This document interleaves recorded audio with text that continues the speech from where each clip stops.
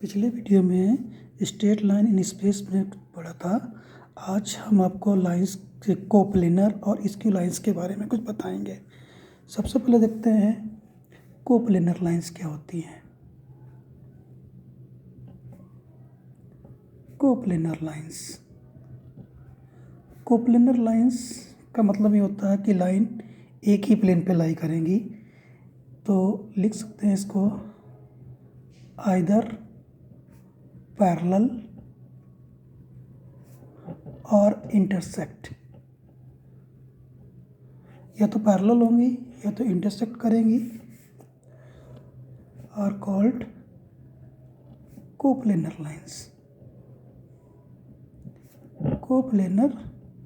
Lines.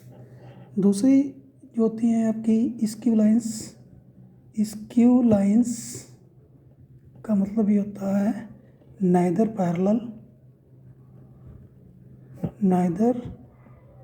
Parallel nor intersect are called skew lines. First we will suppose the vector equation of line is given two line lambda v1 and second line r2 is r is equal to a2 plus mu b2। ये दो line दे रखी हैं आपकी r1 equal to a1 plus lambda v1 r equal to a2 plus lambda v2। तो ये हमें पता कैसे चलेगा कि कब लाइन स्क्यू लाइंस है कब कोप्लेनर लाइंस हैं। इसके लिए देखिए सबसे पहले आपको क्या करना पड़ेगा, सबसे पहले v1 क्रॉस v2 निकालेंगे। v1 क्रॉस v2 निकालने के बाद फिर a2 माइनस a1 निकालेंगे, इसका डॉट प्रोडक्ट निकालेंगे। अगर ये ज़ीरो आ जाता है तो समझ लेना लाइंस आर कोप्लेनर।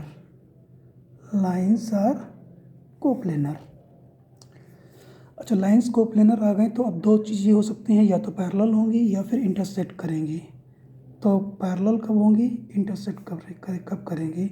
अगर आपका v1 cross v2 dot a2 minus a1 zero आ जाए and b1 not equal to b2 हो जाए तो लाइंस क्या होंगी, lines are coplanar and intersect.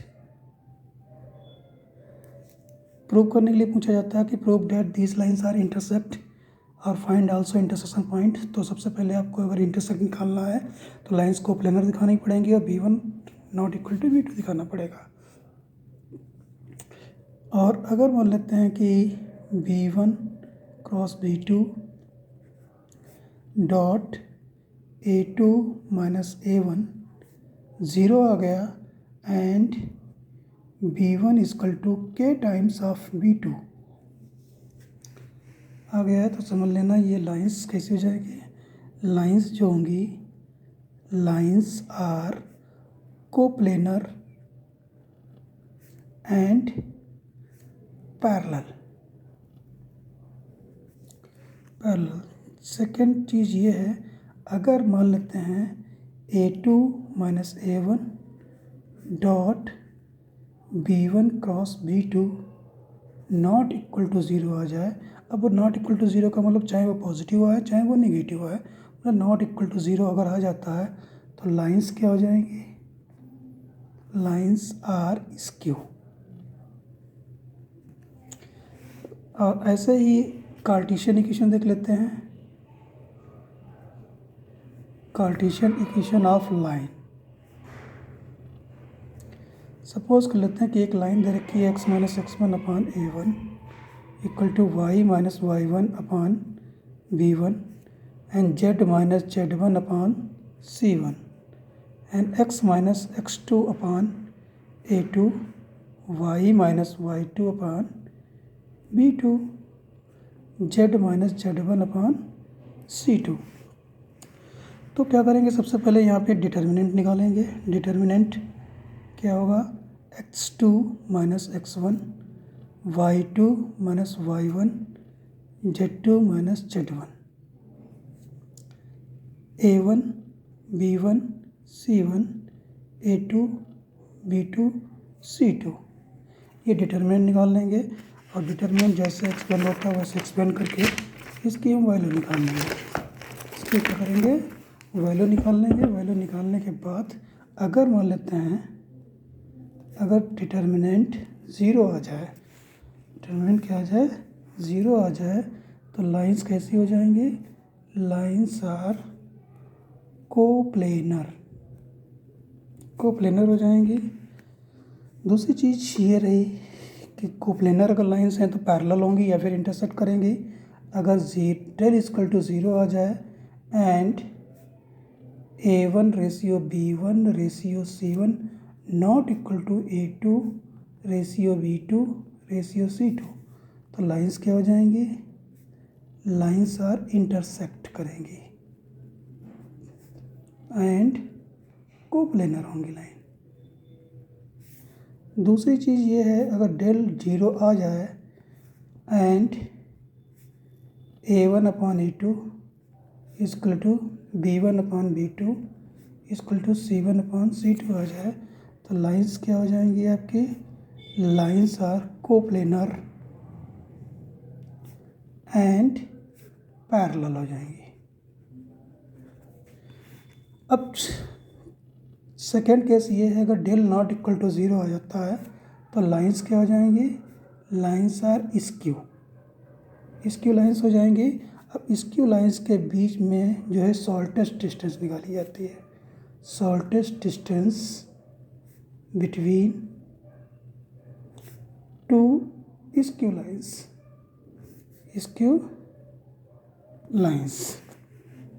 तो शॉर्टेस्ट डिस्टेंस में कैसे स्क्यू लाइंस में निकाली जाती है, वेक्टर फॉर्म में अगर इक्वेशन ऑफ लाइन दे रखी है तो शॉर्टेस्ट डिस्टेंस जो निकालोगे आप, A2 minus A1 dot B1 cross B2 upon mod of B1 cross B2, मतलब मैग्नीट्यूड और डिस्टेंस कभी निगेटिव नहीं होती इसलिए मॉड लगा देते हैं। बट इन कार्टेशियन फॉर्म में दे रखी हो तो शॉर्टेस्ट डिस्टेंस कैसे निकालेंगे, शॉर्टेस्ट डिस्टेंस निकालने के लिए डेल मतलब डिटर्मिनेंट और अपान अंडर रूट में क्या करेंगे, A1 B2 minus B1 A2 का whole square plus B1 C2 minus C1 B1 का whole square plus A1 C2 minus C1 A2 का होल स्क्वायर का under root.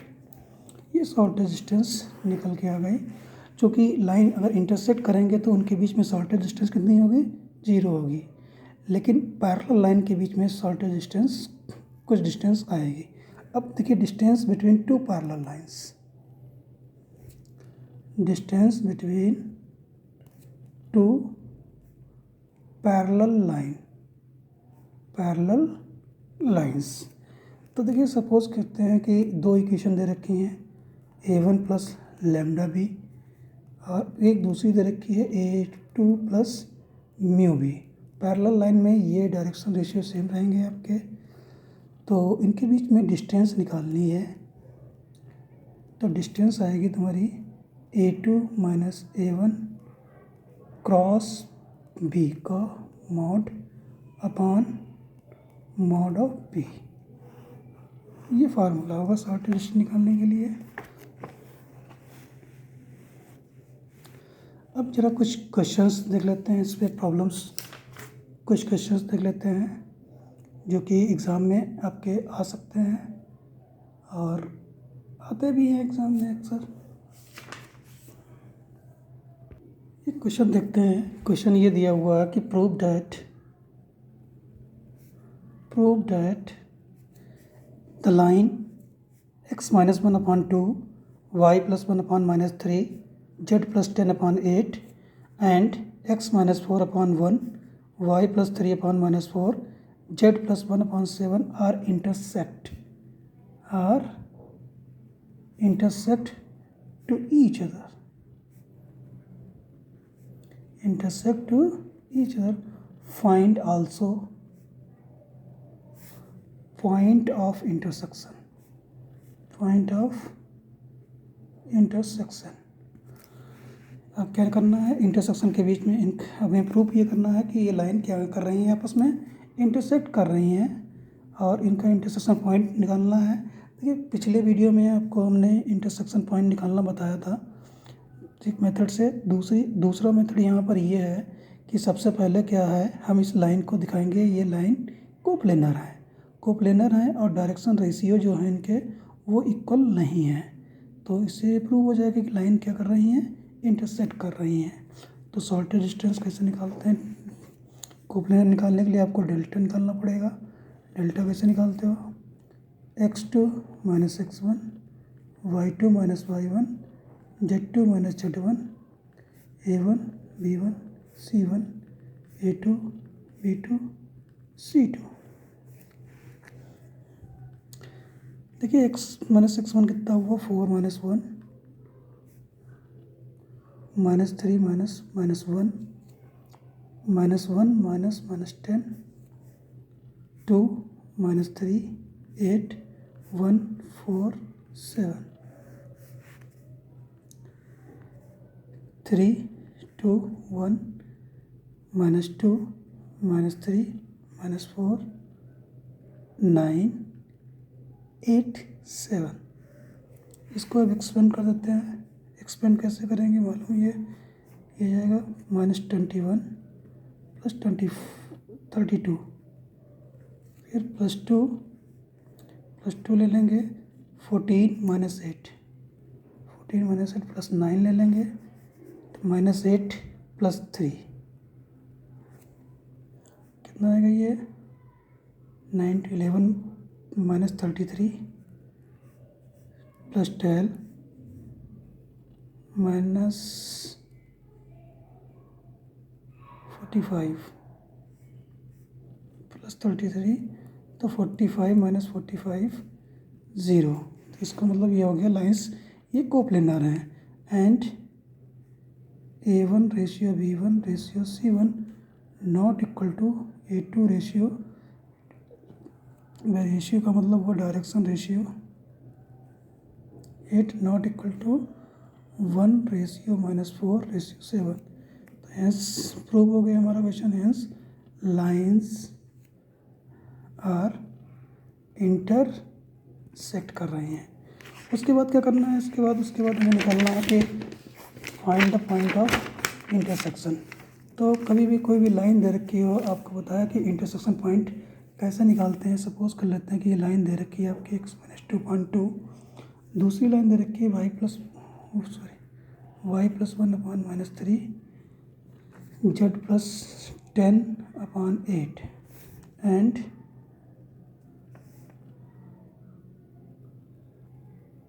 x minus 4 upon 1, y plus 3 upon minus 4, z plus 1 upon 7। ये question दिया हुआ है। Question आपको intersection point निकालना है। तो कभी भी आपको बताया, कभी भी लाइन के ऊपर कोई भी पॉइंट अगर आपको मानना पड़ जाए तो उसको लेमडा के टर्म्स में या आर के टर्म्स में मान सकते हैं। तो लेट द पॉइंट P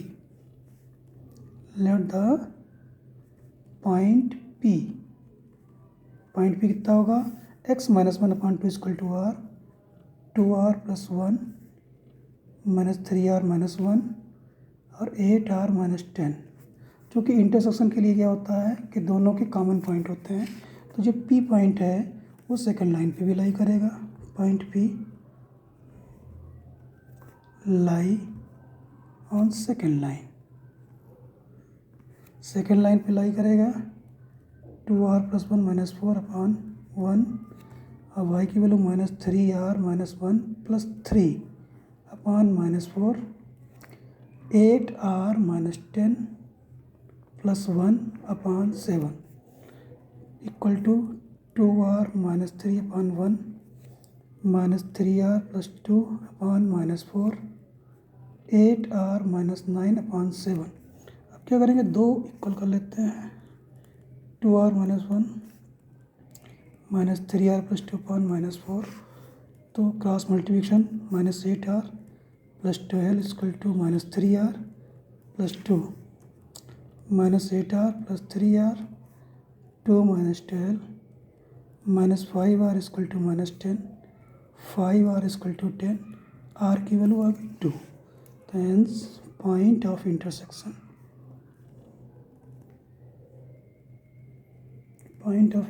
कितना हो जाएगा, 2 × 2 + 1 -3 × 2 - 1, 8 × 2 - 10, ये हो गया 5 - 7, 8 × 16 6। ये इस तरीके से पॉइंट ऑफ इंटरसेक्शन आप लोग निकाल सकते हो। अब नेक्स्ट वीडियो हम इंटीग्रेशन पे बनाएंगे, इंटीग्रेशन।